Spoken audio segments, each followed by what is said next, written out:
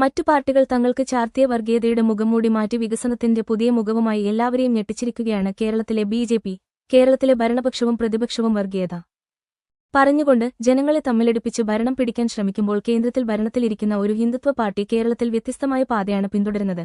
Thiruvananthapuram corporation ഭരണം BJP. പിടിച്ചതോടെ വൻ വികസനങ്ങളാണ് വാഗ്ദാനം ചെയ്യുന്നത്.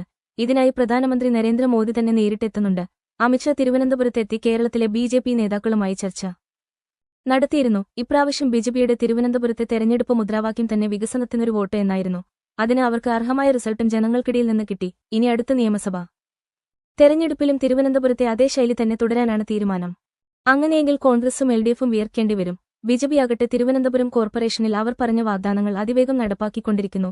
ഇതിന് കേന്ദ്രത്തിന്റെ പൂർണ്ണ പിന്തുണയും ലഭിക്കുന്നു. ജനങ്ങളുടെ അടിസ്ഥാന പ്രശ്നങ്ങളിൽ ഊന്നിക്കൊണ്ടുള്ള ബി.ജെ.പിയുടെ പ്രവർത്തനം ജനങ്ങളെ കൂടുതൽ അവരിലേക്കെത്തിക്കാൻ ഇത് കാരണമാകും.